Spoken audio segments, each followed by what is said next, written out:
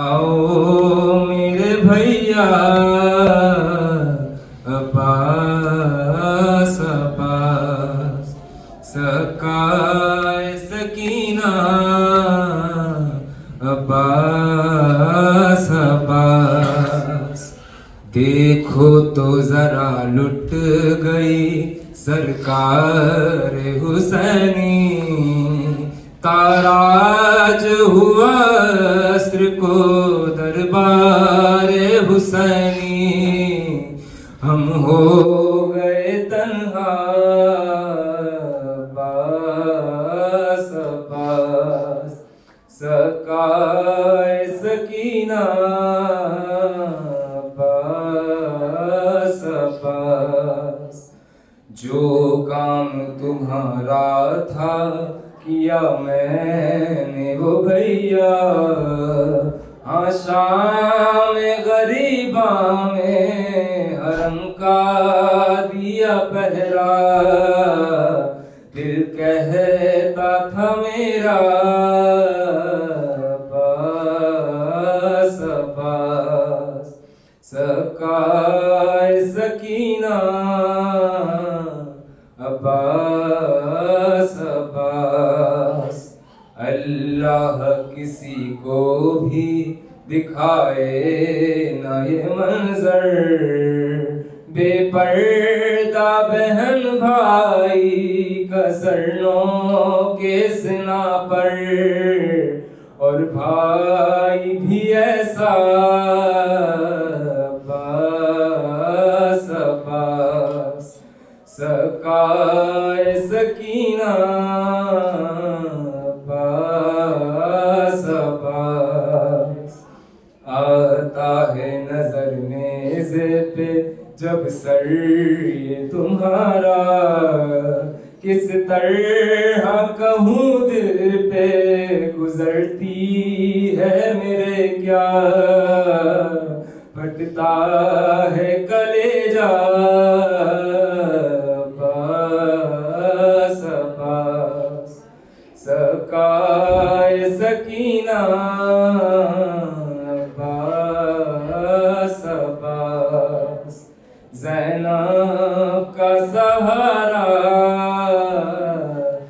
پاس پاس صلوات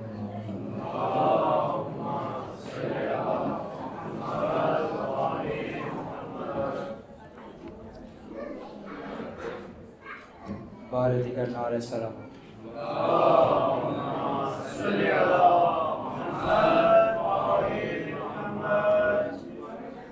پر محمد و آل محمد سلام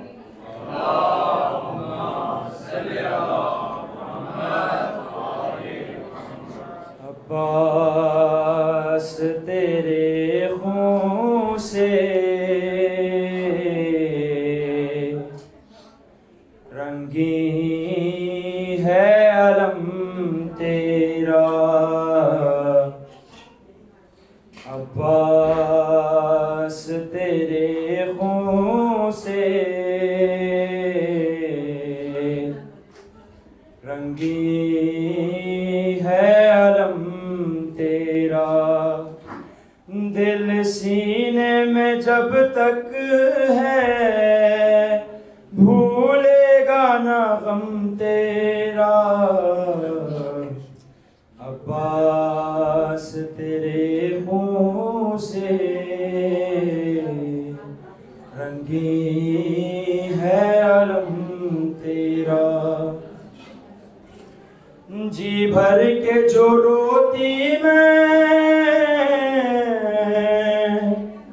آ کر تیرے لاشے پر جی بھر کے جو روتی میں آ کر تیرے لاشے پر اتنا تو نہ تڑ پاتا ہم شیر کو غم تیرا عباس تیرے خون سے رنگی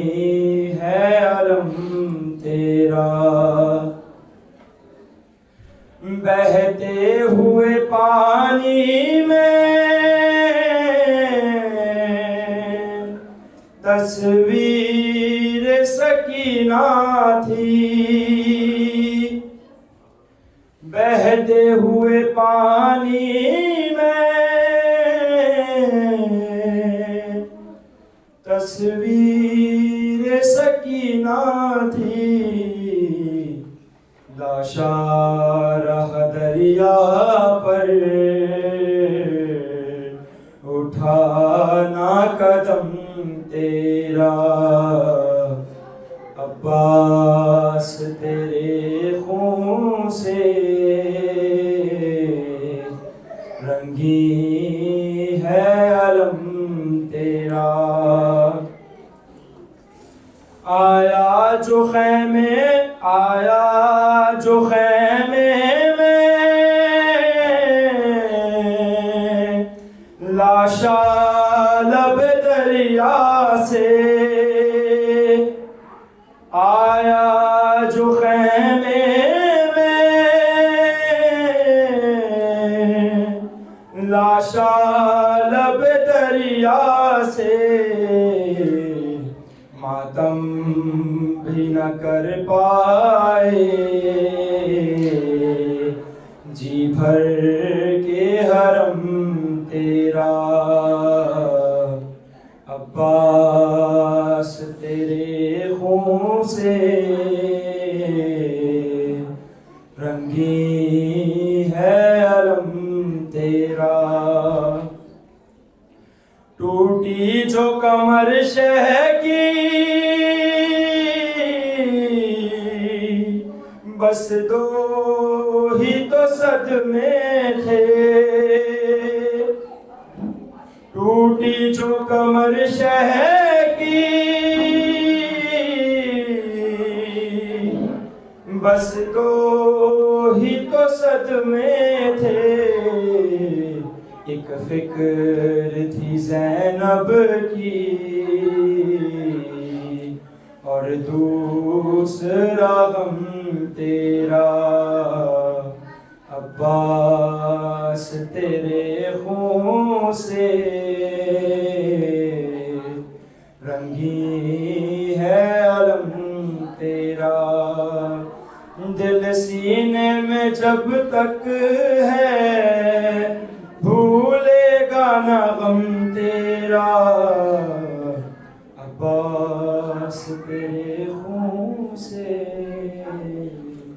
پر محمد و آل محمد صلی اللہ علیہ وسلم،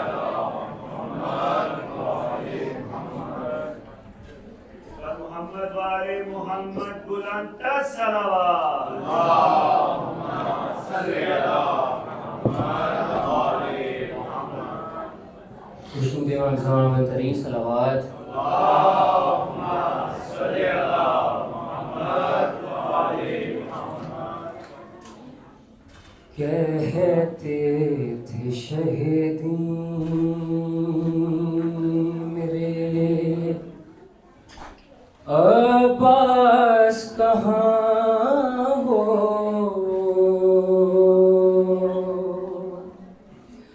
عباس کہاں ہو، عباس کہاں ہو، تنہا ہوں کھڑا دشتے بلا میں برات ہے، دیکھو ذرا کر، دیکھو ذرا کر، پالا تھا جنہیں نازوں سے سوتے ہیں کہاں وہ، عباس کہاں ہو، عباس کہاں ہو،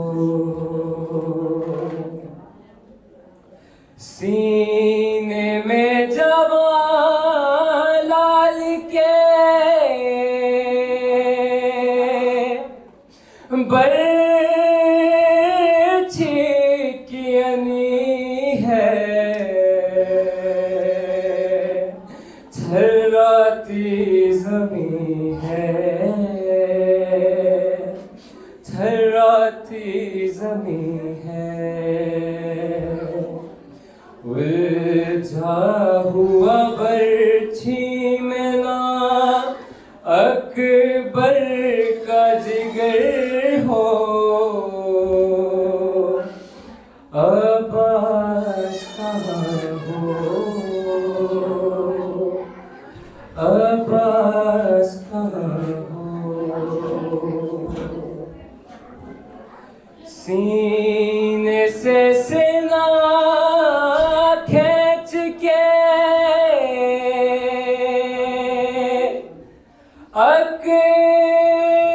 اکبر کے سہانے اس دشت بلا میں اس دشت بلا میں تکتا ہوں بسد یاس سے دم توڑتے اس کو عباس کہاں ہو عباس کہاں ہو ہاتھوں پہ اگلتا ہے لہو اصغر بیشی گردن پہ لگاتی گردن پہ لگاتی کیا کہہ کے تسلی دوں میں در پہ کھڑی ماں کو عباس کہاں ہو عباس کہاں ہو چلتی تھی سیاہ دھیاں خون بکھرا ہے ہر سو جب کھول کے گیسو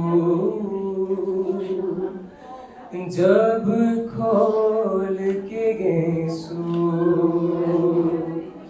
ایک لاش بریدہ پہ یہ ماں کہتی تھی رو رو عباس کہاں ہو عباس کہاں ہو کہتے تھے شہیدی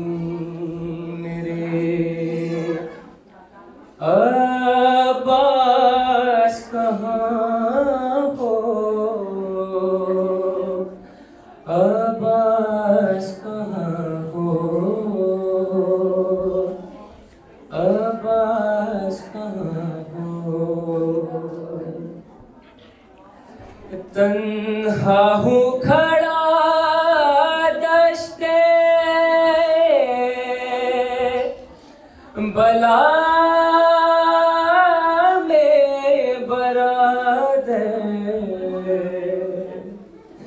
دیکھو ذرا کر دیکھو ذرا کر پالا تھا جنے نازوں سے سوتے ہیں کہاں وہ عباس کہاں ہو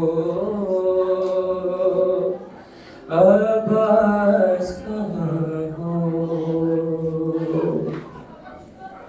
سینے سے سینا کھینچ کے اکبر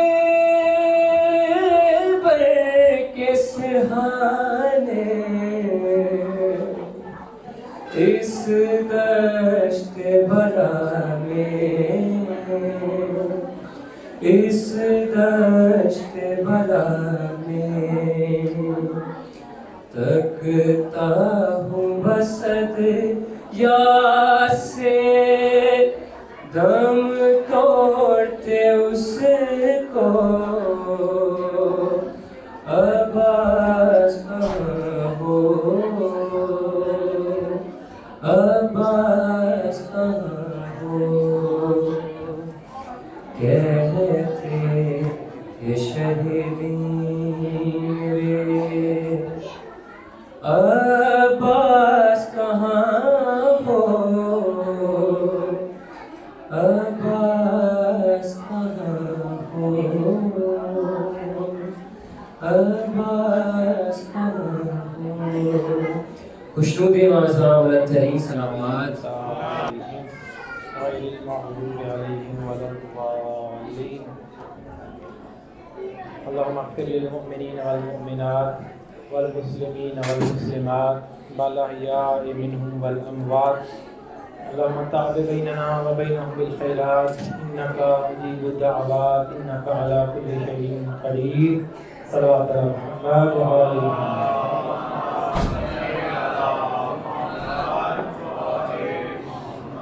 أعوذ بالله من الشيطان اللعين الرجيم بسم الله الرحمن الرحيم الحمد لله الذي لا يبلغ مدحته القائلون ولا يحصي نعماه العادون ولا يؤدي حقه المجتهدون الذي لا يدركه بعد الحمم ولا يناله غوص الفتن الذي ليس لصفته حد محدود ولا نعت موجود ولا وقت معدود ولا عجل ممدود فترى الخلائق بقدرته ونشر الرياح برحمته وابتلى بالصخور ميدان عرضه أول الدين معرفة الجبار ثم الصلاة والسلام على السيد المكي المدني الحاشمي القرشي الابتهي سيدنا ومولانا شفيع ذنوبنا وطبيب قلوبنا أبي القاسم محمد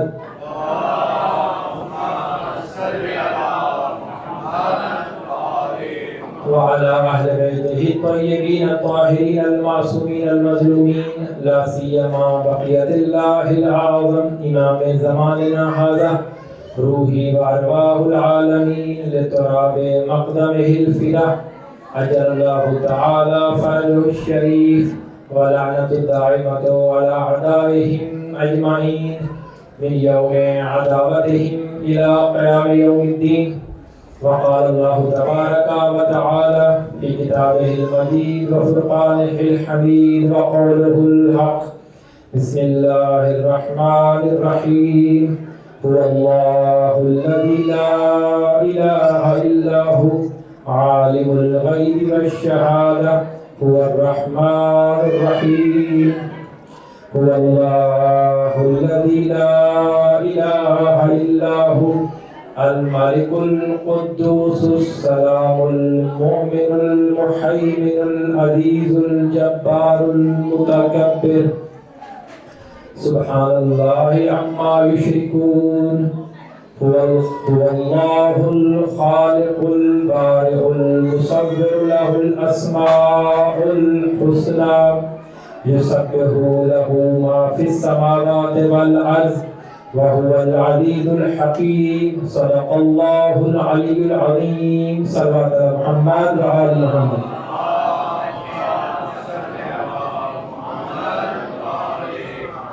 بارك صلوات محمد وآل محمد.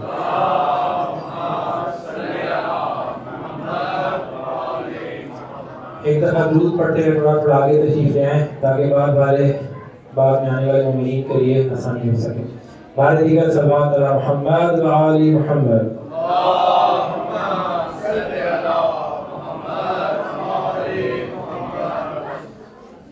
خواتین سے بھی دستبرسہ مؤدبانہ گزارش ہے کہ ادھر سے شور کی آواز ہے، گزارش ہے کہ شور نہ ہو تاکہ مجلس کو بہترین طریقے سے آگے بڑھایا جا سکے۔ بار دیگر صلوات کا سہارا۔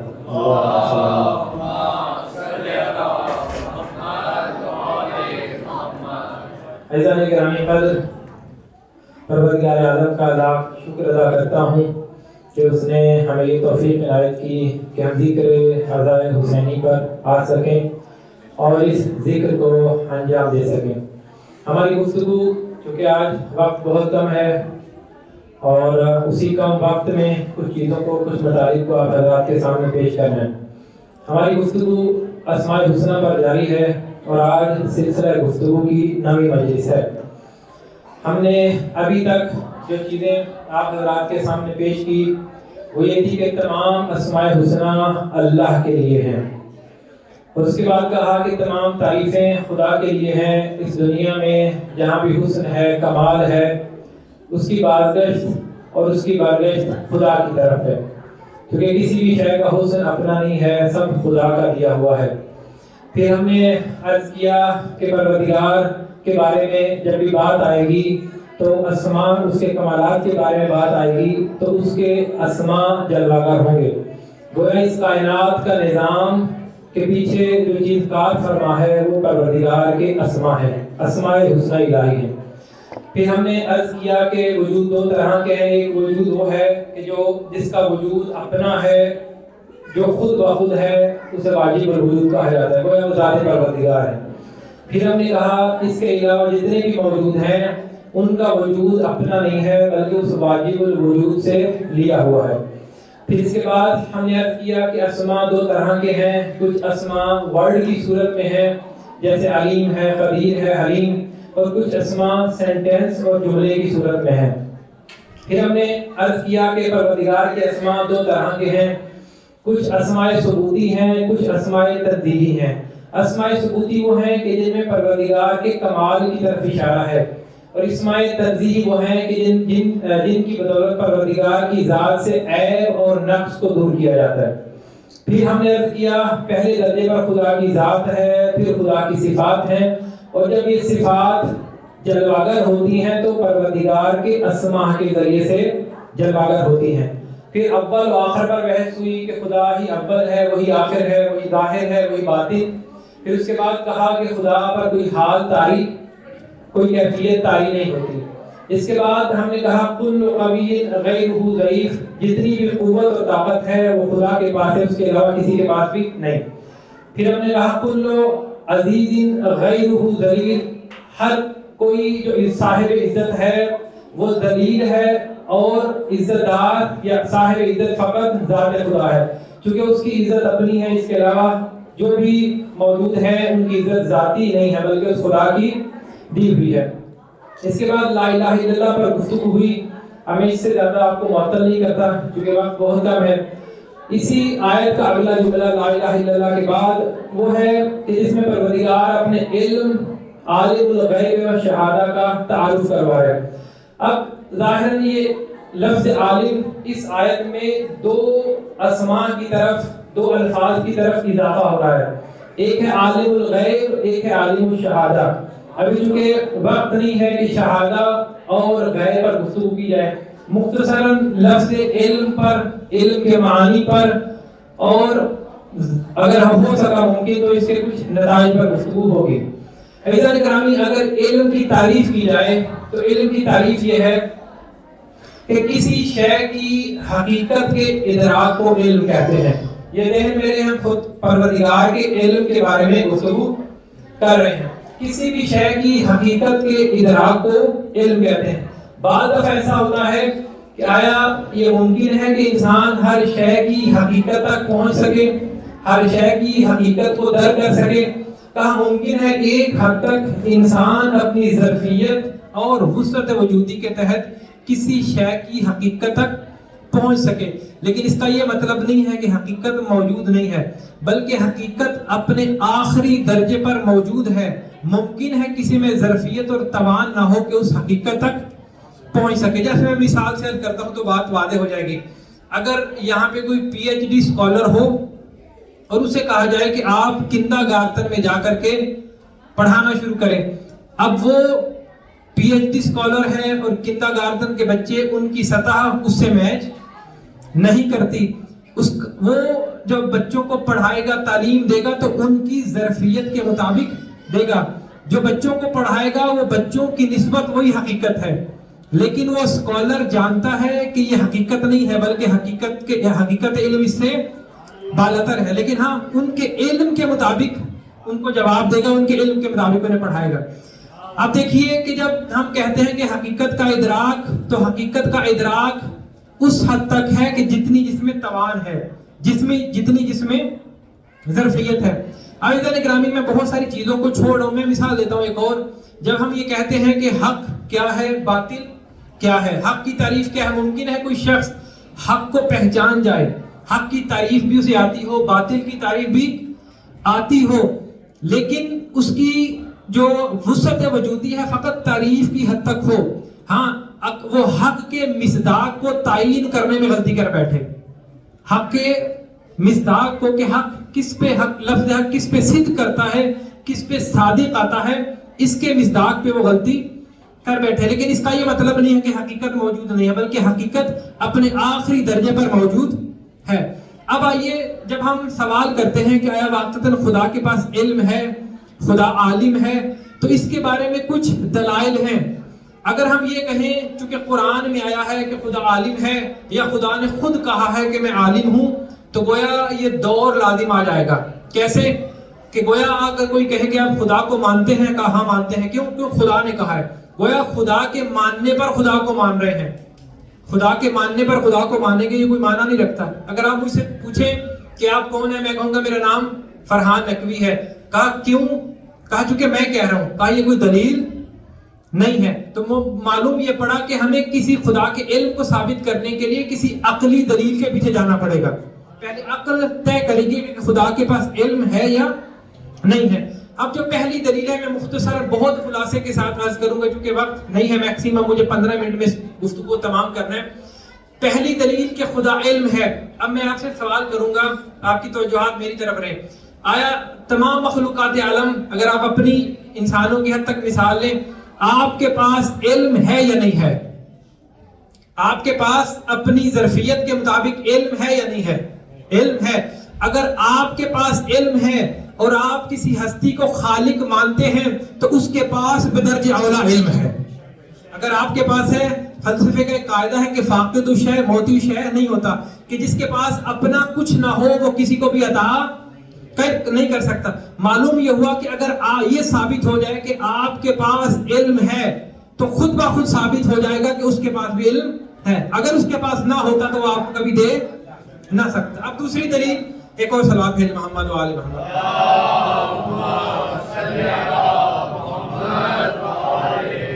دوسری دلیل کیا ہے کہ خدا عالم ہے. اس کائنات کا نظام نظم آرڈر کے تحت چل رہا ہے. کوئی دنیا کا دانشور اس کے نظم اور آرڈر کا انکار نہیں کر سکتے. یہاں پہ ڈاکٹر صاحب ہیں، آیا ان سے اگر پوچھے کہ انسانی بدن میں جو سیلز کا سسٹم ہے یہ اتنا پیچیدہ اور اتنا نظم کے ساتھ ہے کہ اگر اس میں معمولی سی گڑبڑ ہو گئی، یہ سیل ٹوٹ پھوٹ کا شکار ہوئے تو کیا ہوگا؟ کہیں شوگر لیول بڑھ جائے گا، کبھی بلڈ پریشر، کبھی کولیسٹرین. کہ گویا اگر یہ معمولی سا نظم کہ اس طرح سے کنیکٹڈ ہے، اگر ایک جگہ پہ بھی مشکل کا سامنا ہوا تو گویا سارا نظام ہی بدن کا گڑبڑ اور خراب ہو جائے گا. گویا اس کائنات میں نظم موجود ہے. میں پھر اور آسان مثال دیتا ہوں. ہم اس مرکز میں آئے، اس جگہ پہ آئے، آپ نے اسے حسینیہ کو سجایا، اس ہال کو حسینیہ کی شکل دی. کیا ایسا ہوا کہ آپ نے چیزوں کو لا کر کے ایسے ہی رکھ دیا اور خود بخود اس ہال میں نظم اور آرڈر پیدا ہو گیا؟ کہا نہیں. یہاں پر آپ آئے، ایک ایک چیز کو نظم دیا، ممبر کو اپنی جگہ رکھا، کپڑا اپنی جگہ لگایا، باقی تبرک اپنی جگہ رکھا. گویا معلوم یہ ہوا کہ نظم خود بخود نہیں آتا، کوئی ہوگا کہ جو نظم کو دے گا. آخری مثال اور پھر اس کا نتیجہ. کہ ہم اب لائبریری میں جائیں، کسی لائبریری میں جا کر کے دیکھیں کہ وہاں پر کتابیں بڑی ترتیب کے ساتھ پڑھی ہیں. ایک حصے میں فزکس کی کتابیں ہیں، دوسرے حصے میں میتھمیٹک کی کتابیں ہیں، تیسرے حصے میں فلسفے اور کلام کی کتابیں ہیں. آپ دیکھیں کہ ایک لائبریری بڑے ہی منظم اور آرڈر کے ساتھ تمام کتابیں اپنی اپنی جگہ پر موجود ہیں. کیا یہ کوئی تصور کر سکتا ہے کہ کوئی کتابیں ٹرک میں ڈال کر کے لایا ہو اور اس نے آ کے لائبریری میں رکھ دی ہو اور کتابیں خود بخود ہی ترتیب کے ساتھ رکھی جائے؟ تو معلوم ہی ہو کہ ایسا ممکن نہیں ہے. اب جو بھی نظم دے گا اس کی دو صفات کا ہونا بہت ضروری ہے. ایک یہ کہ وہ قدرت رکھتا ہو. اگر قدرت رکھتا ہوگا تو یہ بھی کافی نہیں ہے، جب تک اسے علم نہیں ہوگا تو وہ نظم دے نہیں سکتا. اب معلوم یہ ہوا کہ اس کائنات میں نظم موجود ہے اور اس کا ناظم بھی ہے، نظم دینے والا بھی ہے. اگر نظم دینے والا ہے تو دو صفات رکھتا ہے، وہ عالم بھی ہے، وہ قادر بھی ہے. وہ عالم بھی ہے، وہ قادر بھی ہے. گویا اگر علم نہ رکھتا تو اس کائنات کو نظم نہ دے سکتا تھا. اب تیسری مثال تھوڑی فلسفی مثال ہے. ایک اور صلوات بھیجے محمد و آل محمد کا.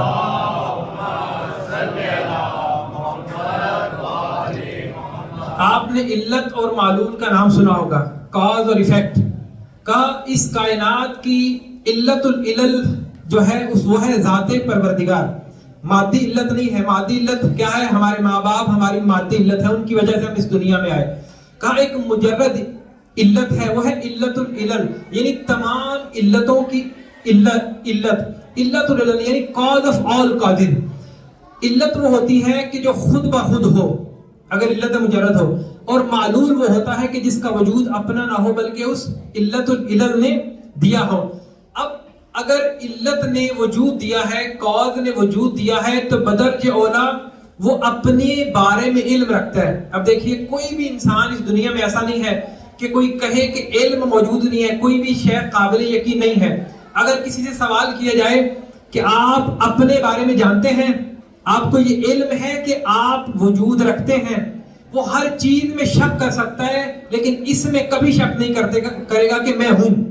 آپ کا ہونا ہی سارے راستوں کو کھولے گا. اگر آپ ہیں تو یہ ممکن نہیں ہے کہ خالق نہ ہو. اچھا جب وہ ہے، اس نے تمام موجودات کو قدرت بھی دی، علم بھی دی، اور وہ یہ علم رکھتا ہے کم از کم کہ میں ہوں. اگر یہ وہ ہونا علم رکھتا ہے تو تمام معلومات بھی علم رکھتے ہیں. بس اس سے زیادہ میں آپ کو جو ہے یہاں پہ روکتا نہیں ہوں کیونکہ وقت بہت کم ہے. عزیزان گرامی، تو معلوم یہ ہوا کہ خدا عالم ہے، علم رکھتا ہے. اب جب ہم اس کو اضافہ کرتے ہیں عالم الغیب والشہادہ، کہ خدا عالم ہے غیب کا بھی اور شہادت کا بھی. اگر اور یہاں پہ میں ایک ظریف سا اشارہ ضرور کروں، جب ہم علم غیب کہتے ہیں تو یہ غیب خدا کی نسبت نہیں ہے، یہ ہماری نسبت ہے. کہا یہ خدا کی نسبت غیب نہیں ہے. اور خود ہم علم غیب میں بھی خدا کے محتاج ہیں. جب خدا ہمیں علم غیب کی طرف ہمیں اشارہ کرے گا، غیب کا بتائے گا، ہم تبھی اس کی طرف متوجہ ہوں گے. فقط علم غیب نہیں بلکہ جو ظاہر ہے، جو شہادات کا علم ہے، اس کی مرضی کے بغیر ہم وہاں تک بھی نہیں پہنچ سکتے، اس کی مرضی کے بغیر. اور ہم جب ائمہ کو کہتے ہیں کہ وہ علم غیب رکھتے ہیں تو یہاں پہ اس بات کی طرف اشارہ کرنا بہت ضروری ہے. جب ہم اگر کوئی یہ سمجھے کہ اہل بیت یا ائمہ اہل بیت اپنی ذات سے علم الغیب رکھتے ہیں تو یہ شرک ہے. اپنی ذات سے ائمہ اہل بیت علم غیب نہیں رکھتے. ہاں جب یہ کہا جائے کہ ان کو علم غیب اس ذات نے دیا ہے تو یہ عین توحید ہے. یہ کیا ہے؟ یہ عین توحید ہے. گویا اہل بیت علم غیب رکھنے میں مستقل نہیں ہے بلکہ اس ذات نے اسے دیا ہے. ایک اور صلوات کا سہارا دیں.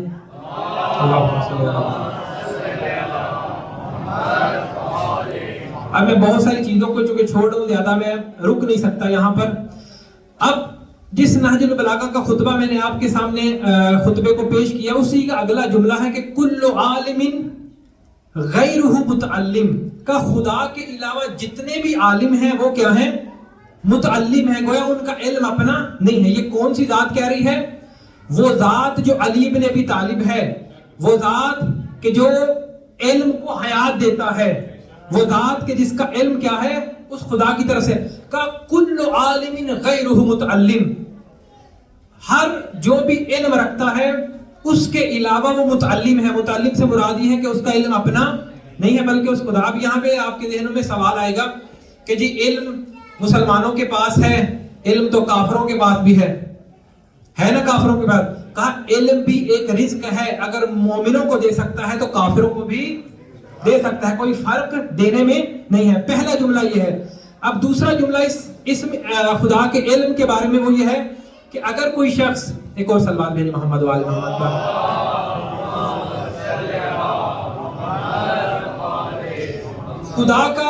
خدا نے جس کو بھی علم دیا درجات کے حساب سے ہے. میرے پاس علم ہے میری وسعت کے مطابق، اس سے آگے بڑھیں گے کسی اور کے پاس علم ہے اس کی وسعت کے مطابق. لیکن کائنات میں فقط 14 ہستیاں ہیں جو اس کے علم علیم کے اسم علیم کے مظہر ہیں. اس درجے تک کوئی بھی پہنچ نہیں سکتا. جہاں بھی پروردگار کے اسم علیم کی تجلی ہوگی تو وہ وجود ہے 14. ان 14 ہستیوں کے سوا اس درجہ علم پر کوئی بھی پہنچ نہیں سکتا.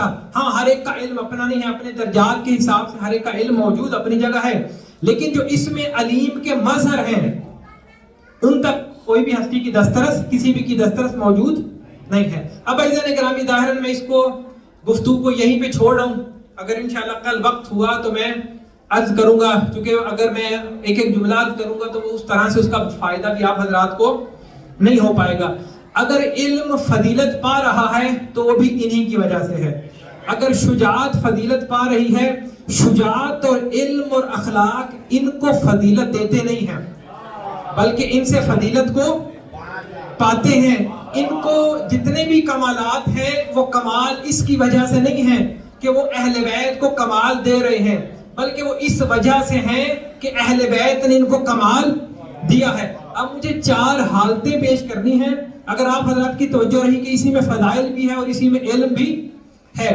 کا 4 حالتیں ہیں کہ اہل بیت کا تعلق کیا ہے اچھائیوں سے، خوبیوں سے، اخلاق سے. اہل بیت کا تعلق کیا ہے، اس رشتے کو مجھے بیان کرنا ہے. ہمارے ساتھ اہل بیت کا تعلق کیا ہے، اہل بیت کا خود اخلاق حسنہ کے ساتھ، اہل بیت کا اچھائیوں فضیلتوں کے ساتھ تعلق کیا ہے، اور ہمارا اخلاق کے ساتھ خوبیوں کے ساتھ کیا تعلق ہے. آیت اللہ جوادی عملی بڑے ہی خوبصورت انداز سے وارد ہوتے ہیں، اگر آپ حضرات کی توجہ رہی تو واقعتاً لطف آ جائے گا. کہا کہ کچھ افراد، یہ بھی میں پہلی کیٹیگری بیان کروں، کچھ افراد کا اخلاق حسنہ کے ساتھ، خوبیوں کے ساتھ، فضیلتوں کے ساتھ، عظمتوں کے ساتھ جو تعلق ہے وہ ہے عدم کا. عدم یعنی کچھ افراد کی کیٹیگری ایسی ہے کہ ان میں سرے سے کوئی بھی خوبی ہوتی نہیں ہے. ان کا تعلق ہے اخلاق کے ساتھ، خوبیوں کے ساتھ، علم کے ساتھ. جتنا آپ آگے بڑھاتے چلے جائیں کیا تعلق ہے عدم کا، کہ گویا ایسے افراد اگر گلی میں نظر بھی آ جائے تو انسان دیکھ کے راستہ بدل لیتا ہے، کہ ان میں سرے سے کوئی خوبی ہے ہی نہیں. یہ پہلی کیٹیگری. دوسری کیٹیگری کہا کہ کچھ افراد ایسے ہیں کہ جن کا اخلاق حسنہ کے ساتھ تعلق ہے حال کا. مطلب کیا، کبھی اخلاق حسنہ خوبیاں اچھائیاں ان پہ طاری ہوتی ہیں، کبھی جدا ہو جاتی ہیں. اچھا کبھی سچ نہ بولیں تو ساری زندگی بھی سچ نہ بولیں، بولنے پہ آئیں تو کسی کو سچ بول کے ایسی پھنسوا دیں. کہا یہ دوسری کیٹیگری ہے. اگر نہ پڑھنے پہ آئے تو سارا سال واجب نماز بھی نہ پڑھیں، اگر کرنے پہ آئے تو پوری رات مصلی عبادت پر کھڑے رہیں. یہاں پہ ایک استاد کا واقعہ ذہن میں آ رہا ہے کہ ایک شخص کہ جس نے کسی جگہ سے کشمش چوری کی تو وہ کہتا ہے چونکہ چوری کی کشمش چوری کرنا حرام، تو کہا جی یہ چوری کی کشمش جو ہم کر کے آئے ہیں، کہا جی اس کے اوپر معمولی سی ڈنڈیاں ہوتی ہیں نا، امام کا فرمان ہے کہ اس کو توڑ کر کھانا چاہیے، لہذا مستحب کیا ہے کہ چوری کی کشمش کو مستحب یہ ہے کہ اس کی ڈنڈیاں کو توڑ کے صاف کیا ہے. ایک صلوات بھیجے محمد والے.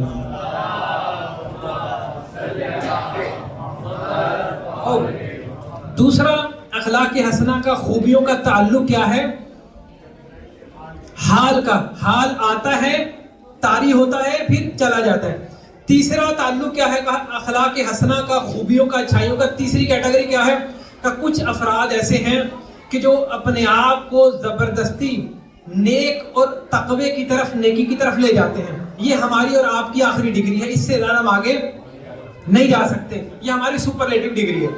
کہا جیسے بھی ہو، گھر کام سے، آفس سے دیر سے پہنچے، جیسے تیسے کر کے مصلی عبادت تک خود کو لے جاتے ہیں. ان کا تعلق یہ ہے ملکہ کا، کہ گویا یہ اپنی کوشش اور سعی کے بعد اپنے آپ کو خدا کے راستے پہ واجبات پہ بھی عمل کرتے ہیں اور گناہوں سے بھی اپنے آپ کو بچا لیتے ہیں. اب چوتھی کیٹیگری آیت اللہ جوادی عملی فرماتے ہیں کہ یہ 3 کیٹیگریز عام انسانوں میں ہیں. اب اہل بیت کا خوبیوں سے، اچھائیوں سے، اخلاق حسنہ سے، علم سے، ہر کمال سے کیا تعلق ہے؟ کہا اہل بیت کا تعلق ہے ان خوبیوں سے، اچھائیوں سے، کمالات سے فصل مقوم کا.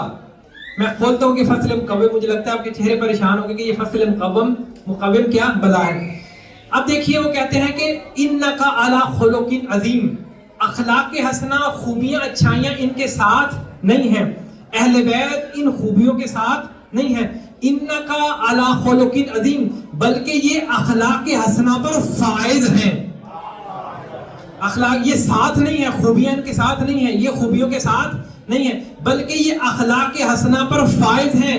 یہ جو عمل کریں اپنے عمل سے اخلاق حسنہ کو جہاں چاہے لے جائیں،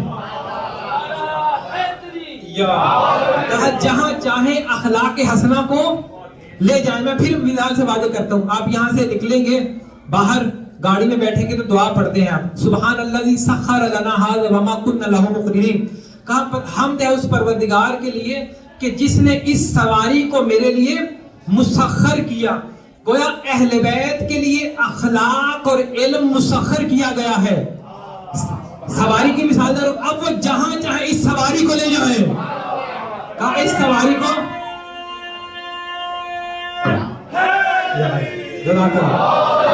کہا اب یہ جہاں چاہے سواری کو لے جائیں. اب اخلاق حسنہ یہ تمام کمالات، جتنا آپ کمال چاہیں بول سکتے ہیں، چونکہ وقت نہیں ہے میں ایک ایک کو ذکر کروں. کہا جہاں جہاں ان خوبیوں کو لے جائیں، جہاں جہاں ان کمالات کو لے جائیں، چونکہ یہ اہل بیت کے ہاتھ میں ہے. خوبیاں، اچھائیاں، اخلاق حسنہ ان کے ساتھ نہیں ہے، بلکہ جو ان کے وجود مقدس سے ظاہر ہو جائے وہی اخلاق ہے. کہا جو ان کے وجود سے ظاہر ہو جائے، صادر ہو جائے، وہی اخلاق ہے. ہم ان کے وجود سے علم کو تلاش نہ کریں، چونکہ علم ان کے ساتھ نہیں ہے، یہ علم کے ساتھ نہیں ہے، بلکہ یہ جو انجام دے دے وہی علم ہے. کہا یہ جو انجام دے دیتے ہیں وہی علم ہے. کوئی ہم ان کی زندگی سے تقوی تلاش نہ کریں. ہمیں ضرورت نہیں ہے کہ ان کی زندگی سے تقوی کو تلاش کریں. تقوی ان کے ساتھ نہیں ہے، یہ تقوی کے ساتھ نہیں ہے، بلکہ یہ جو انجام دے دیتے ہیں وہی تقوی ہے.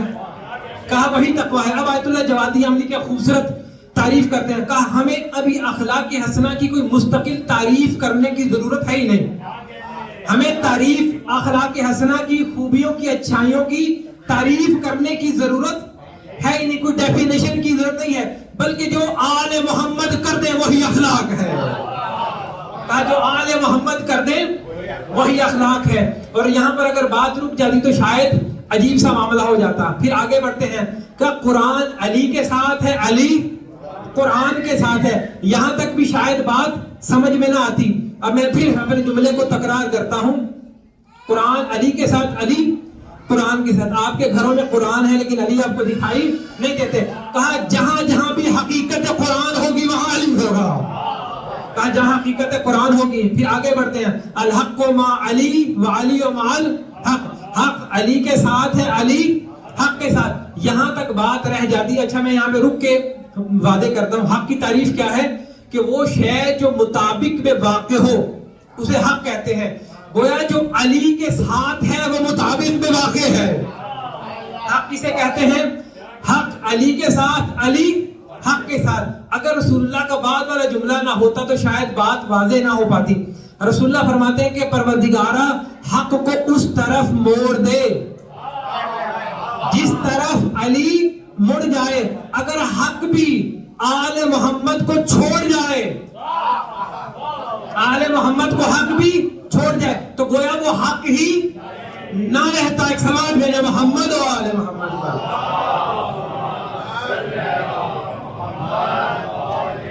گویا اگر حق باقی رہنا ہے تو اسے آل محمد کی پیروی کرنی پڑے گی. اب ایک اور لطیف سا جملہ جو میں ایک دفعہ عرض کر چکا ہوں کسی اور ضمن میں.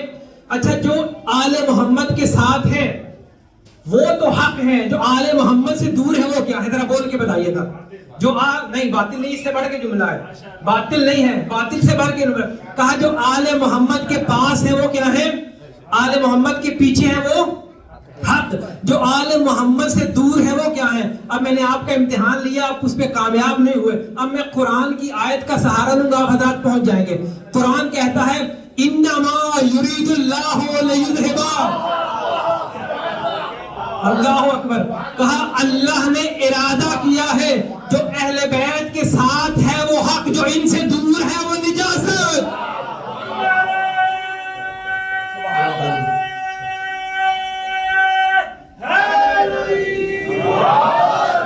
جو اہل بیت کے ساتھ ہے وہ حق، جو ان سے دور ہے وہ نجاست۔ اور پھر میں تکرار کرتا ہوں اپنے جملے کی، بے شمار کردار تاریخ میں ایسے تھے وہ علی سے بڑا دور دور رہتے تھے، وہ علی سے بڑا دور دور رہتے تھے، وہ یہ سمجھتے تھے، اس خوش فہمی میں تھے کہ ہم اپنی مرضی سے علی سے دور ہیں۔ تم اپنی مرضی سے علی سے دور نہیں تھے، اللہ نے ارادہ کیا تھا ہر نجاست کو علی سے دور رکھے۔ خدا نے، اللہ نے ارادہ کیا تھا ہر طرح کی نجاست کو علی سے دور رکھے۔ اب آپ کی نگاہ تاریخ پہ رہے اور آپ خود طے کر لے کون کون کون علی سے دور تھا۔ جو علی سے دور تھا وہ نجاست، جو علی سے دور تھا وہ نجاست۔ بھائیان گرامی، ظاہراً ایک وقت ہے ہمارے پاس، ایک حدیث اور پڑھ سکوں۔ معصوم فرماتے ہیں، رسول اللہ کی حدیث ہے کہ جو علی سے دور ہے، جو علی سے محبت کرتا ہے وہ کون ہے، اور جو علی سے نفرت کرتا ہے وہ کون ہے۔ آخری 2-3 حدیثیں اور پھر آپ کی زحمت تمام۔ معصوم فرماتے ہیں ان السعید، بے شک وہ سعادت مند ہے۔ کون؟ ان السعید کل السعید، کہا وہ مکمل طور پر سعادت مند ہے، بے شک وہ سعادت مند ہے، مکمل طور پر وہ سعادت مند ہے۔ ان کل سعید، مکمل طور پر سعادت مند ہے، حق سعیدی، اور وہ حقیقت میں سعادت مند ہے۔ کون؟ کہا من احب علی فی حیاتہ او بعد مماتہ، کہا جس نے علی سے محبت کی دنیا میں اور علی کی زندگی کے خاتمے کے بعد، کہا وہ کیا ہے؟ وہ حقیقی طور پر سعادت مند ہے، وہ مکمل طور پر سعادت مند ہے، بے شک وہ سعادت مند ہے۔ پھر اسی روایت کا دوسرا حصہ سنیے گا، کہا ان شقیہ، کہا وہ شقی ہے، حق شقیہ، حقیقتاً وہ شقی ہے، بدبخت ہے۔ کون؟ کل شقی، مکمل طور پر وہ شقی ہے۔ کون؟ من ابغض علی فی حیاتہ او بعد مماتہ، کہ جس نے علی سے بغض رکھا علی کی زندگی میں یا علی کی زندگی کے بعد، وہ کیا ہے؟ بدبخت بھی ہے اور شقاوت مند بھی ہے۔ پھر حدیث آگے بڑھتی ہے، کہا یا علی لا یبغضک من العرب الا دعی، کہا اے علی عربوں میں سے تجھ سے کوئی بغض نہیں رکھے گا مگر یہ کہ وہ دعی کہلائے گا۔ اب یہاں پہ میں ہمبرگ میں تھا، یہ میں نے حدیث پڑھی، مجھے نہیں معلوم، شاید میں کبھی آپ کے سامنے پیش کر چکا ہوں، تو میں نے کہا یہ ہے دعی، تو مجمع سے کوئی کہتا ہے دعی ہے یا دہی ہے، میں نے کہا یہ دہی نہیں ہے، یہ ہے دعی، دال عین یا۔ آپ حضرات کے پاس موبائل موجود ہے، اس کا ترجمہ آپ نے خود جا کر کے کرنا ہے، جو میں نے ترجمہ پڑھا ہے وہ بھی میں نے آپ حضرات کے سامنے پیش کروں گا۔ کہا یا علی لا یبغضک من العرب الا دعی ولا من سائر الناس الا شقی، کہا عربوں میں سے جو علی سے بغض رکھے گا وہ ہے دعی، دال عین یا۔ اور عرب اس حدیث میں 2 پہ تقسیم کیا گیا ہے، کوئی عرب ہے اور عجم، کہا جو عجم میں سے آپ سے بغض رکھے گا وہ ہے شقی۔ اب جائیے گا گوگل ٹرانسلیٹ آپ کے پاس موجود ہوگا، دال عین یا کو اکٹھا لکھیے گا، اپنی مرضی کی لغت اٹھا کر کے دیکھ لیجئے گا کہ اس کے معنی کیا ہیں۔ جب بھی لغت کی طرف مراجعہ کریں گے تو معنی ہوگا اس کا هو المنسوب الى غیر ابی، کہا لغت میں دعی اسے کہتے ہیں جو ہو کسی اور کا کہلائے کسی اور کا، کہا جو ہو کسی اور کا کہلائے کسی اور کا۔ اسی وجہ سے تو چھٹے امام نے کہا تھا کہ آپ میں سے جب بھی کوئی اپنے سینے میں اہل بیت کی محبت کی ٹھنڈک کو محسوس کرے فَلْيَكْسُرْ دُعَاءَ لِأُمِّهِ، اسے چاہیے کہ اپنی ماں کے حق میں دعا کرے، فَإِنَّهَا حَيْثَ لَمْ تَخَنْ أَبَاهَا، کہ اس نے تمہارے باپ کی امانت میں خیانت نہیں کی۔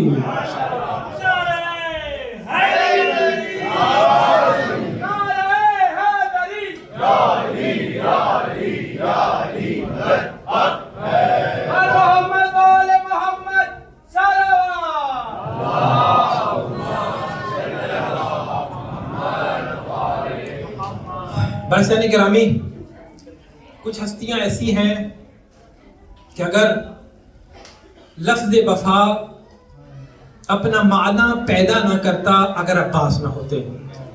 عباس وہ ہستی ہے، ابھی میں منزل مسائل پہ نہیں ہوں، کہ اگر عباس نہ ہوتے تو لفظ وفا کو معنی نہ ملتا. عباس نے اپنے کردار سے وفا کو ایک معنی عطا کیا. عزیزان گرامی، کون ہے عباس؟ وہ عباس حسین کون ہے کا حسین وہ ہیں کہ جن کا جھولے کی ڈوری جبرائیل ہلائی اسے حسین کہتے ہیں. لیکن جس کے اللہ اکبر، آپ کی آنکھوں میں آنسو بتا رہے ہیں کس حد تک آپ کو محبت ہے حضرت عباس سے. کہا جس کے جھولے کی ڈوری خود حسین ہلائے اسے عباس کہتے ہیں. اللہ اکبر. کون ہے عباس؟ کہا اگر ساری فضیلتیں ایک طرف ہوں، یہ فضیلت باقی رہے حضرت عباس کی. کہ جب آپ کی ولادت ہوئی تو آپ نے حضرت ام البنین پریشان تھی کہ عباس نے ابھی تک آنکھیں نہیں کھولی. کہا جب آنکھیں نہ کھولی تو حسین ابن علی کی گود میں لایا گیا. آئے حسین ابن علی، جیسے حسین کی گود میں آئے تو عباس نے آنکھیں کھولی. علامہ اظہر حسن زیدی یہ جملہ فرماتے ہیں کہ عباس نے فقط آنکھوں کو نہیں کھولا بلکہ اپنے ننھے ہاتھوں کو حسین کی طرف بڑھایا، گویا ابھی سے یہ کہنا چاہتے ہو بھیا آپ کے لیے میرے بادو حاضر. اللہ اکبر. جب آئے حضرت زینب کی گود میں، آ کر کے حضرت زینب نے کان کے قریب جا کے کچھ کہا. امیر المومنین پوچھتے ہیں زینب آپ نے اپنے بھیا، کیونکہ زینب وہ ہے کہ آپ کی سن اور حضرت عباس کی عمر کا 23 سال کا کم و بیش یا 20 سال کا فرق ہے. حضرت زینب نے عباس کو ماں بن کے پالا ہے. ہاں عزاداروں، جب اپنی گود میں اٹھایا تو کان میں کچھ کہا. علی بن ابی طالب نے سوال کیا زینب آپ نے عباس کے کان میں کیا کہا؟ کہا بابا جان جب ماں فاطمہ کا آخری وقت تھا انہوں نے مجھے وصیت کی تھی کہ میرے جانے کے بعد خدا آپ کو عباس جیسا بھائی عطا کرے گا. جب وہ اس دنیا میں آئے تو کہنا فاطمہ زہرا تمہیں سلام بھیج رہی. اللہ اکبر. کون ہے عباس؟ کہ وہ امیر المومنین کہ جن کو خدا سے دعا کر کے مانگا گیا اسے علی کہتے ہیں، اور جسے علی اپنی دعاؤں میں مانگے اسے عباس کہتے ہیں. کون عباس؟ کہ جسے زہرا سلام کرے اس دنیا میں آنے سے پہلے. جب حضرت عباس مکہ میں ہیں اور مکہ سے نکلنا چاہتے ہیں، خانہ کعبہ کی چھت پر آ کے خطبہ دیا. کہا الحمدللہ الذی شرف ھذا بقدوم ابی. خانہ کعبہ کی طرف اشارہ کر کے کہا کہ اس کعبے کو جس کے باپ کے قدموں کی طرف سے شرف ملا، حسین ابن علی کی طرف اشارہ کیا. یہ نہیں کہا اس کعبے کو میرے باپ کی وجہ سے شرف ملا، حسین ابن علی کی طرف اشارہ کیا کہ بقدوم ابی، ان کے باپ کے صدقے سے اس کعبے کو شرف ملا. گویا جو حضرت عباس کے والد گرامی ہیں وہی حسین ابن علی کے والد گرامی ہیں. لیکن عباس یہ چاہتے ہیں کہ جہاں پر حسین موجود ہو عباس وہاں قابل ذکر نہیں. اللہ اکبر. پھر کہا من کان بالامس بیتن، کہا کل تک یہ جو قبلہ تھا بالامس بیتن آج یہ قبلہ بن گیا. کہا کل تک یہ جو گھر تھا انہی کے باپ کے قدموں کے صدقے سے یہ قبلہ بن گیا. اور پھر عجیب جملہ کہا کہ اگر پروردگار کی رضا ہوتی، اگر خدا کی مرضی ہوتی، اس سے پہلے کہ حسین اس کعبے تک چل کر آتے کعبہ دوڑ کر حسین کے پاس آتا. اللہ اکبر. اور پھر کہا کہ اگر مصلحت پروردگار ہوتی، اگر خدا کی رضا ہوتی، اس سے پہلے کہ حسین اس حجر اسود کو بوسہ دیتے، یہ حجر اسود آگے بڑھ کے حسین کے ہاتھ پہ بوسہ دیتا. اور پھر عجیب جملہ کہا کہ اگر خدا کی مصلحت ہوتی، خدا کی رضا ہوتی تو میں تم پر ایسے حملہ کرتا جیسے بال چڑیوں پر حملہ کرتا ہے. اللہ اکبر. اور پھر کہا کہ اگر تم حسین کو قتل کرنا چاہتے ہو آؤ تمہیں حسین کے قتل کا راستہ دکھاؤں. آیا تم اگر حسین کو قتل کرنا چاہتے ہو آؤ پہلے عباس کی گردن کو اڑاؤ، کیونکہ جب تک عباس زندہ ہے کوئی حسین تک نہیں پہنچ سکتا. اللہ اکبر. بس عزیزارو، روز عاشور ایک مرتبہ عباس نے چاروں طرف دیکھا. کیا دیکھا کہ کوئی بھی موجود نہیں ہے. آئے، سر جھکا ہوا ہے، آقا حسین مجھے بھی اجازت دے دیجئے.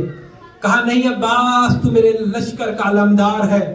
تڑپ کے کہتے ہیں آقا وہ کون سا لشکر ہے جس کا میں علمدار ہوں. ادھر خیموں سے آواز آ رہی ہے العطش العطش، ہائے پیاس مارے جا رہی ہے. کہا عباس ہاں اگر جانا چاہتے ہو تو بچوں کے لیے پانی کا انتظام کرو. اجرکم من اللہ. بس عزیزارو عباس آئے ہیں اس خیمے میں جہاں پر مشکیدے تھے. حضرت سکینہ نے وہ مشکیدہ پہنایا اور سکینہ بچوں کی ڈھارس بنا رہی ہیں کہ اب پریشان نہ ہو میرے چچا عباس پانی لائیں گے، اب سب کی پیاس بجھ جائے گی. اجرکم من اللہ. اپنی آوازوں کو آزاد کیجئے، بلند کیجئے. آج 8 محرم ہو چکی ہے. ہاں عزیزارو ایک مرتبہ عباس خیمے کے سامنے آئے اور آ کر کے کہا، حضرت زینب کو آخری سلام کیا اور ودا کیا. کہا شہزادی آپ پر میرا سلام ہو. جیسے یہ سلام سنا عباس کو بلایا. کہا عباس تمہیں یاد ہے وہ وقت کہ جب میں اپنے بابا کے ساتھ کوفہ میں آئی تھی تو میرے بابا نے مجھے جملہ کہا تھا اے زینب اسی شہر کوفہ میں آپ کو اسیر کیا جائے گا. کہا مجھے یقین تھا کہ میرے بابا نے یہ بات کہی ہے میں اسیر ہوں گی، لیکن میں سوچتی تھی کہ جس کا عباس جیسا بھائی ہوگا. کہا میں سوچتی تھی کہ جس کا عباس جیسا بھائی ہوگا کس کی جرت ہوگی. اجرکم من اللہ. بس عزیزارو جیسے ہی عباس ودا کر کے باہر آئے ایک مرتبہ زینب نے تمام بیویوں کو اکٹھا کیا. کہا دیکھو جس کی ضمانت پہ میں تم کو لے کر کے آئی تھی وہ عباس جا رہا ہے، اب پردوں کی کوئی ضمانت نہیں. اجرکم من اللہ. ہاں عزیزارو ایک مرتبہ عباس بڑھ رہے ہیں فرات کی طرف. مقتل میں کوئی ایسی روایت نہیں ہے کہ جب عباس جا رہے تھے کہ کسی نے بھی عباس پہ ایسا حملہ کیا ہو کہ عباس پہ کوئی زخم آیا ہو. ایک مرتبہ عباس نشیب میں اترے، مشک کو بھرا، عباس اب واپسی کی طرف پلٹ رہے ہیں. ادھر سکینہ خیموں میں ہے، بچوں کو حوصلہ دے رہی ہے کہ میرے چچا عباس آتے ہوں گے، اب سب کی پیاس بجھ جائے گی. ایک مرتبہ عباس واپسی کا سفر اختیار کر رہے ہیں، خیموں کی طرف بڑھ رہے ہیں. دشمن کا راوی یہ کہتا ہے کہ عباس اس تیزی سے بڑھ رہے ہیں کہ کوئی بھی عباس کو روک نہیں پا رہا. ایک مرتبہ سب نے مل کر ایسا حملہ کیا کہ اب عباس آگے بڑھتے جا رہے ہیں، کوئی عباس کو روک نہیں پا رہا.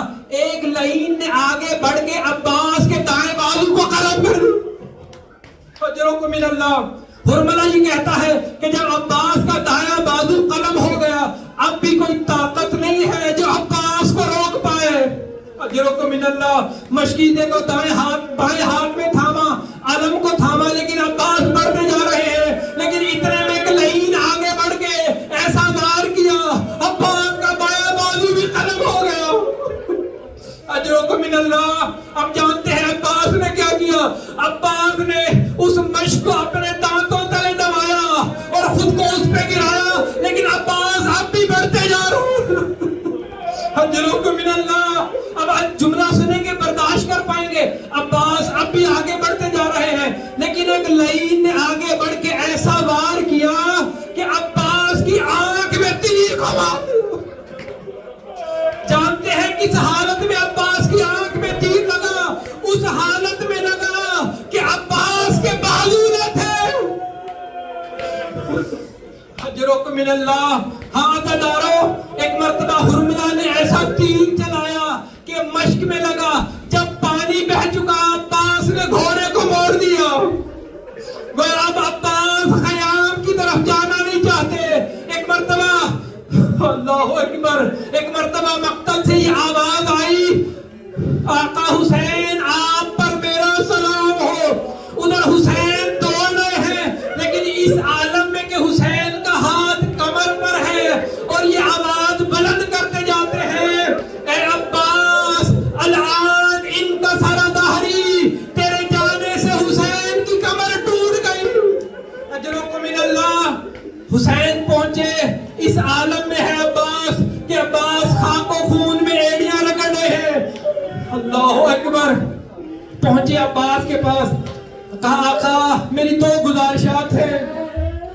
کیا پہلی گزارش یہ ہے کہ میری ایک آنکھ میں تیر ہے ایک آنکھ میں خون ہے. میں جب دنیا میں آیا تھا تو میں نے اس وقت تک آنکھیں نہ کھولی تھی جب تک آپ کے چہرے کی زیارت لگی تھی. کہا میرے ہاتھ نہیں ہے کہ گویا میں آپ کو کبھی رحمت نہ دیتا. میری آنکھ سے خون کو صاف کیجیے, میں آپ کے چہرے کی زیارت کروں. اجرک من اللہ. راوی یہ کہتا ہے میں نے دیکھا حسین نے عباس کو حسین نے عباس پہ خود کو گرا لیا. کہا حسین اس قدر دھارے مار کے روتے رہے اور کہتے رہے عباس اٹھو, دشمن تانے دے رہا ہے. اجرک من اللہ, اجرک من اللہ. وہ کہا دوسری خواہش یہ ہے کہ آقا میری لاش کو خیمے میں نہ لے جائیے گا. کہا میری لاش کو. ادھر حسین نے علم کو اٹھایا, خیموں کی طرف بڑھ رہے ہیں. ایک مرتبہ سکینہ نے علم کو آتے ہوئے دیکھا لیکن عباس نہ تھے. کہا سکینہ منتظر نہ رہنا, تمہارا چچا مارا گیا. اجرک من اللہ. عزادارو, جب یہ لٹا ہوا, دو جملے سن لیجئے. جب یہ لٹا ہوا قافلہ یثرب پہنچا تو بشیر نے منادی دی. میری طرف توجہ رہے, علامہ بھی برآمد ہو رہے ہیں. بشیر نے یہ منادی دی, کہا قد قتل الحسین بے کربلا, حسین کربلا میں مارے گئے. ام البنین نے یہ اعلان سنا, یہ منادی سنی, فوراً سے مسجد پہنچی.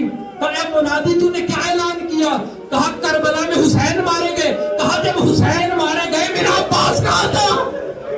اجرک من اللہ.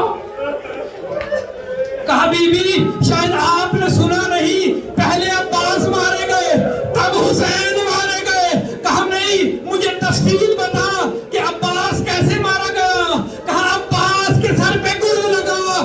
کہا میں نہیں مانتی, وہ میرا شیر ہے, وہ کیسے ایک گرد کا وار نہ روک سکا. کہا مجھے تفصیل بتا. کہا بی بی جب عباس کے سر میں گرد لگا وہ کیسے وار کو روکتا, عباس کے بازو نہ تھے. اجرک من اللہ. اپنی آوازوں کو بلند کیجیے. کہا عباس کیسے وار کو روکتا, عباس کے بازو نہ تھے. ایک مرتبہ بی بی تڑپ گئی, بلند آواز سے ماتم کر کے کہتی ہے, گریہ کر کے کہتی ہے آپ جانتے ہو. وہ کہتا بی بی آپ کو کس بات نے رلایا؟ کہا ماتم کیوں کر رہی ہے؟ کہا جانتے ہو جب ایک گھوڑا سوار دین سے زمین پر آتا ہے تو سب سے پہلے ہاتھوں کا سہارا لیتا ہے. کہا جب عباس دین سے زمین پر آئے, عباس کے بازو نہ تھے, عباس منہ کے بنائے. اجرک من اللہ. آخری جملہ اور آپ کی زحمت تمام. یہ بی بی ایک قبر پہ آئی, آ کر کے کہتی ہے بی بی اے فاطمہ مجھے معاف کر دیجئے گا, میرے عباس نے بے وفائی نہیں کی. کہا میں معافی اس لیے مانگنے آئی ہوں کہ اب آپ کی بیٹیوں کے پردے کی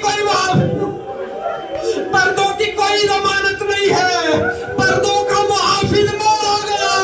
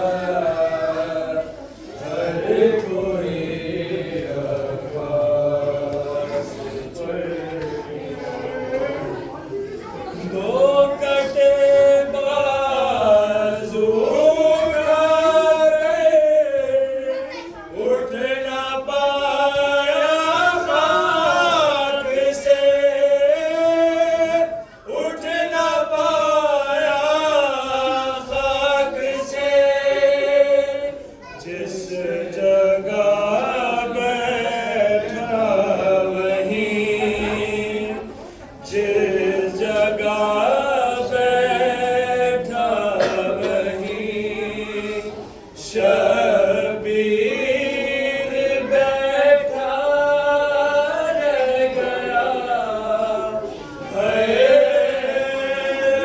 گیا ہر کوئی عباس پر ظلم ڈھاتا رہ گیا ہر کوئی عباس پر یوں ماں یہ کہتی تھی پکارو مت مجھے بیٹوں کی ماں مت مجھے بیٹوں کی ماں سو گیا باس تو پھر کون زندہ رہ گیا ہے رہ گیا ہر کوئی عباس پر ظلم ڈھاتا رہ گیا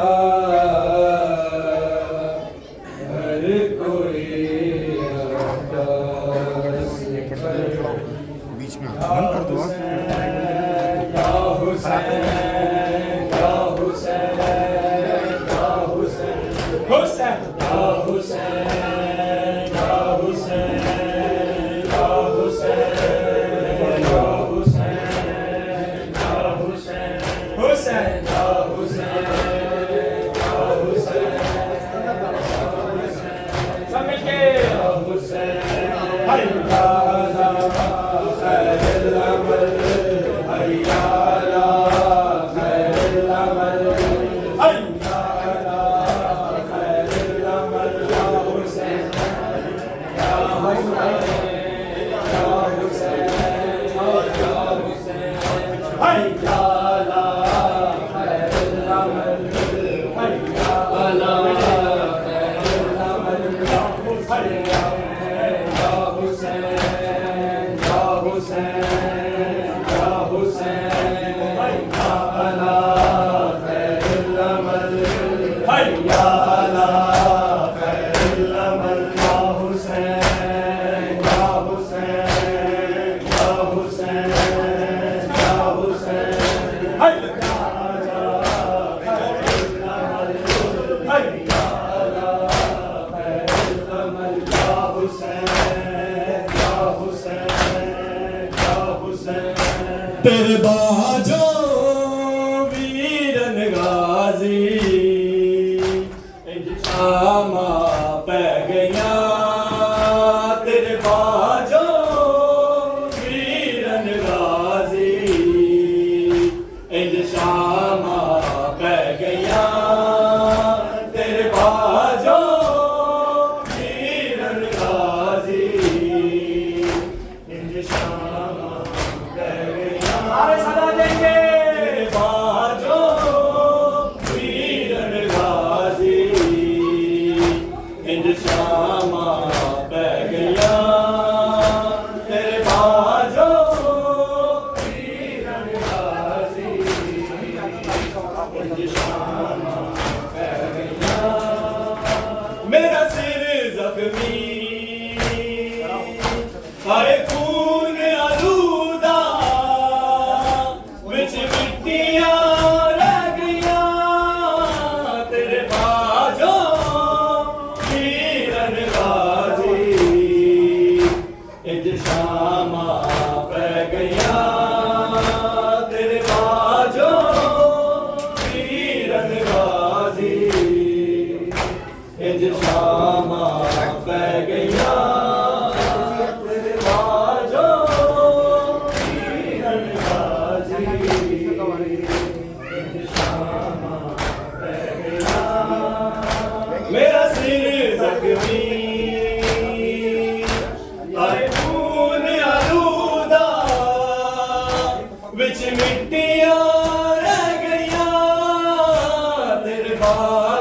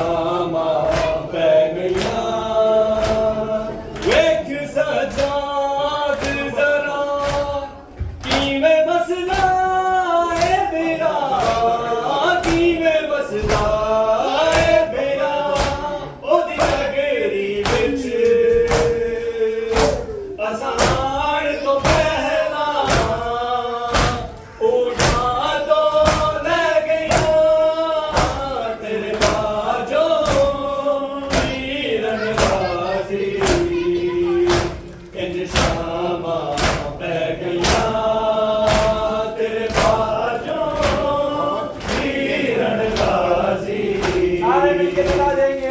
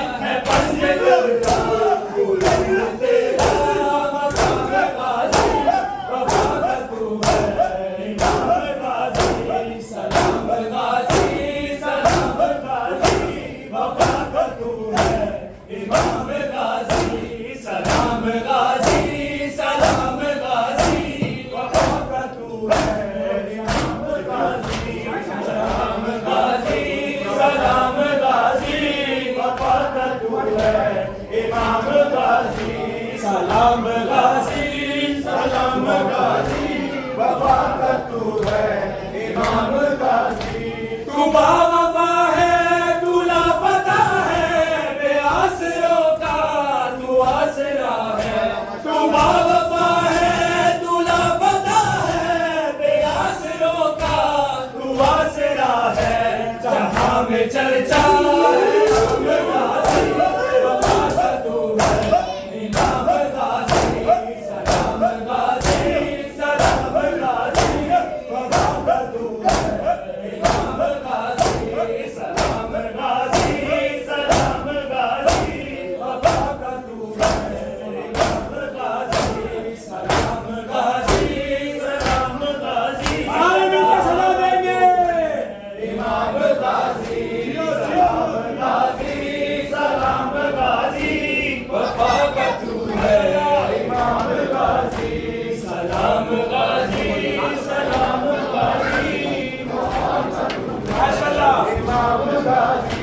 हुसैन मौला से प्यार करना हुसैन पर जान निसार करना हुसैन मौला से प्यार करना हुसैन पर जान निसार करना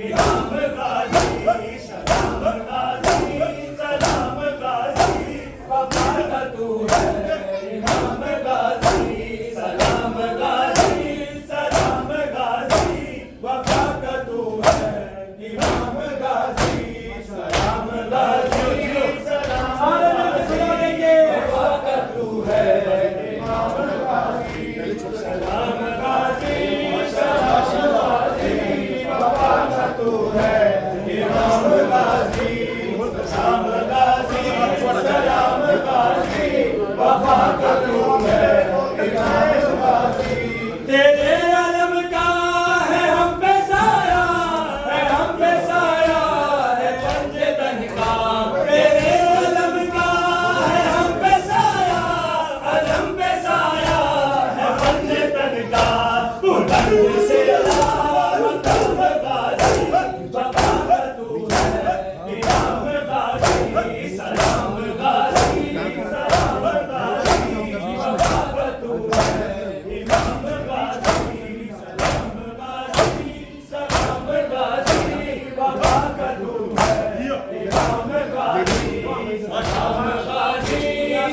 माशाल्लाह जी माशाल्लाह इमाम गाजी सलाम गाजी माशाल्लाह वफा का तू है इमाम गाजी सलाम गाजी सलाम गाजी वफा का तू है इमाम गाजी गुलाम शर्मिंदा है ये मौला नालाशा ख़ैमों में लेके जाना गुलाम शर्मिंदा है ये मौला नालाशा ख़ैमों में लेके जाना वफा का तू है इमाम गाजी सलाम गाजी सलाम गाजी वफा का तू है इमाम गाजी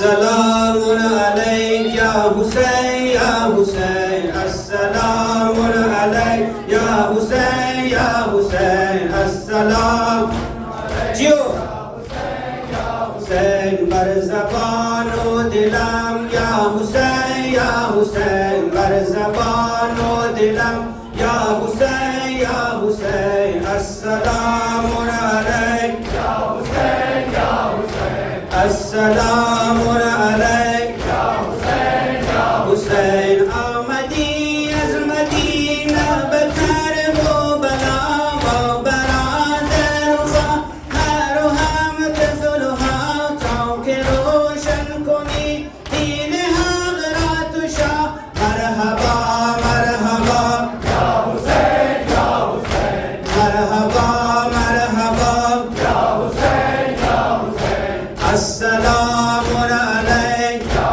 حسین یا حسین السلام علیک یا حسین یا حسین اکبر نوجوانت برای خدا پیش چشمت حسین کشته ظلم ها قاسم و اصغرت کشته بهر خدا ای سر از تن جدا یا حسین یا حسین السلام علیک یا حسین یا حسین السلام علیک یا حسین یا حسین بر زبان و دلم یا حسین یا حسین بر زبان و دلم یا حسین یا حسین کشته شد قاسم حسن مجتبی خیمه‌های امش گشت ماتم سرا عروس خون جگر گفته و غربتا ظلمها شد بقا یا حسین یا حسین السلام علیک یا حسین یا حسین السلام علیک یا حسین یا حسین السلام علیک یا حسین یا حسین کشته در این زمین شد علی اکبرش قاسم تازه داماد و هم از برش اون او کشته شد جعفرش کشته شد از جفا یا حسین یا حسین السلام علیک یا حسین یا حسین السلام علیک یا حسین یا حسین السلام علیک یا حسین یا حسین السلام علیک یا حسین یا حسین آمدی از مدینه به کرب و بلا با برادر و خواهر و همدلها که روشن کنی دین حق را تو شاه مرحبا مرحبا یا حسین یا حسین السلام علیک یا حسین یا حسین السلام علیک یا حسین یا حسین بر زبان و دلم یا حسین یا حسین السلام علیک یا حسین السلام علیک یا ابا الفضل العباس یا ساقیت شان جمیعا و رحمت الله و برکاته